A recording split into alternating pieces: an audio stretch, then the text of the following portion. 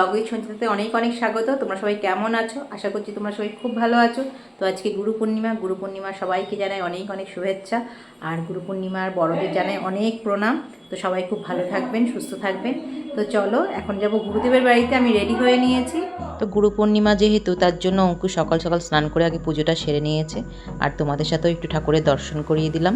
তো ঘরে যেহেতু নারায়ণশিলা আছে, আগে পুজোটা না দিয়ে বাইরে বেরোনোটা উচিত না।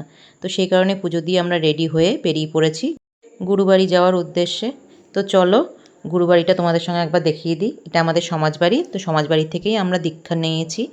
তো সোনুর গুরুদেব আলাদা, আমার গুরুদেব কিন্তু আলাদা। গুরুদেবের ঘরে খুব ভিড় ছিল, তাই সেটা তোমাদের সাথে শেয়ার করতে পারিনি।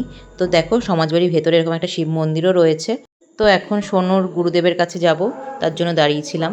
এই যে সোনুর গুরুদেবকে সোনু একটু মালা পরিয়ে শ্রদ্ধাঞ্জলি জানালো।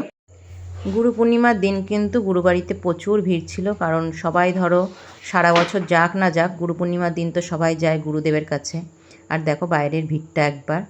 তো এখানে কিন্তু আমরা প্রসাদ পেতে পারতাম, কিন্তু প্রসাদ পাইনি, কারণ আমাদের বাবার বাড়িতে নেমন্তন্ন ছিল। তবে এখান থেকে একটু ভোগের প্রসাদ মুখে দিয়ে গেছিলাম আমরা। আর এই দেখো সমাজবাড়ির ভেতরটা কেমন লাগলো একবার কমেন্টে জানাবে। তো আমরা সোজা সমাজবাড়ির থেকে বেরিয়ে বাবার বাড়িতে চলে এসেছিলাম।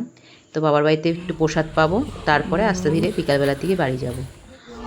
আর বাবাকেও এখানে একটু ফুলের মালা দিয়ে প্রণাম জানিয়ে শ্রদ্ধাঞ্জলি জানালাম। তো ভিডিওটা কেমন লাগলো একবার কমেন্টে তোমরা জানাতে ভুলবে না। ভালো লাগলে একটা লাইক কমেন্ট শেয়ার করো, আর চ্যানেলটাকে সাবস্ক্রাইব করে পাশে থেকো। আবার দেখা হবে তোমাদের সাথে একটা নতুন ভিডিও।